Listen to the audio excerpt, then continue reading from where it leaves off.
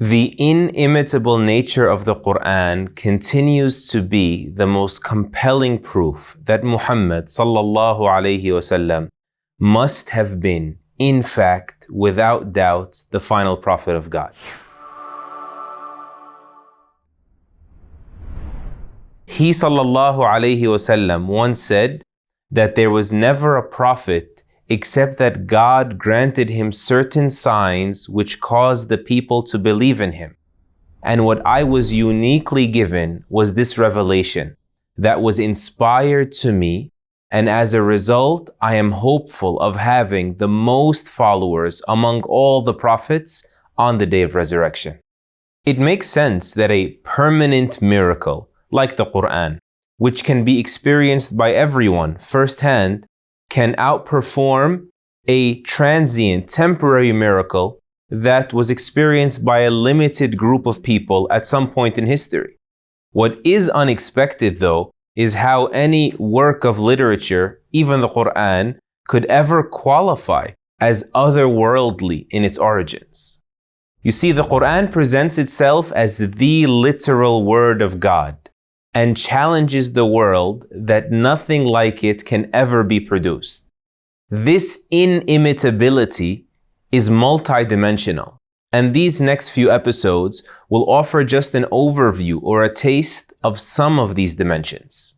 The first dimension we'll cover is the Qur'an in its capacity as a linguistic wonder. According to both the highest authorities of the Arabic language in early Arabia, as well as its foremost experts today, there is essentially a consensus on the literary uniqueness of the Qur'an. Even those who decline and refuse to accept the Qur'an as divine still accept that this is a book that is truly in a league of its own, the most eminent manifestation of the Arabic language, bar none. You see, the Qur'an descended among a people that were at the very pinnacle of rhetorical expression. These same people then experienced a Qur'an from Muhammad sallallahu alayhi wasallam that was so pure in its Arabic on one hand, but unprecedented in its eloquence, and yet at the same time mysteriously independent of the poetry and the prose of the Arabic language that they knew so well and had mastered.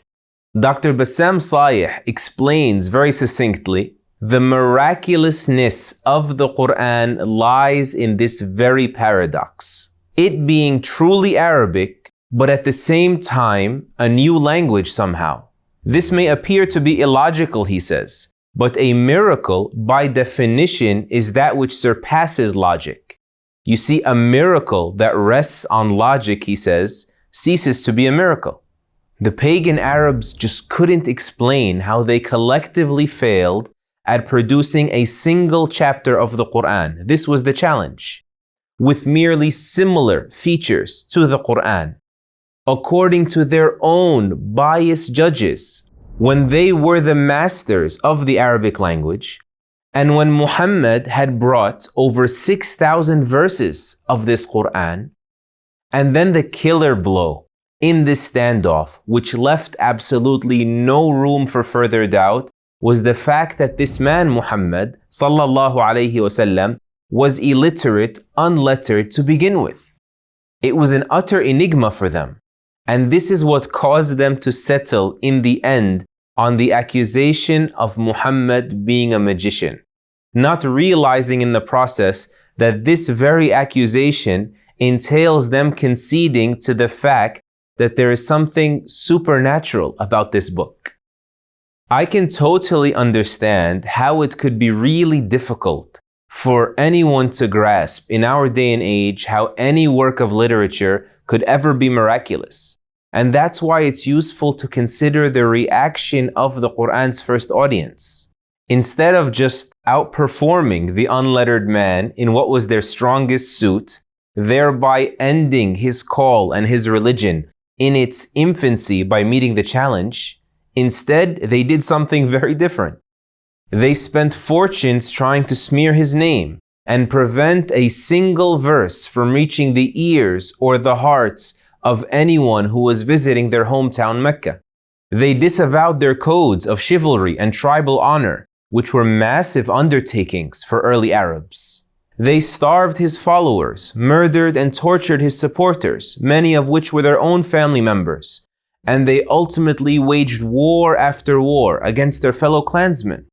As the great Imam al-Baqillani says in his book I'jazul Qur'an, the inimitability of the Qur'an, this is of the greatest testimonies to the fact that they were truly failed by their words, and so they felt compelled to reach for their swords. It was not just because their greatest poets like Labid ibn Rabi'a was now retiring from poetry and converting to Islam, but the very fact that they would echo to each other privately behind closed doors that rivaling this Qur'an was absolutely impossible. When Al-Walid ibn al-Mughira, a staunch enemy of Islam until his very death, was asked to critique the Qur'an, he responded, "And what can I possibly say? There is not a single man amongst you who is better versed in poetry or prose, or even the poetry of the jinn, the demon spirits, than I am. And by God, what this man Muhammad says does not bear resemblance to any of that." He continued to say, by God, his statements have a distinct sweetness to them, and such a charm hovers over them. Its highest parts, meaning the surface, apparent, initial meanings of the Qur'an, are so fruitful, he says. And its depths, the more you dive into this Qur'an, gush forth without end, unrelenting profundity. It dominates and can never be dominated, he says, and it is certainly bound to crush everything beneath it.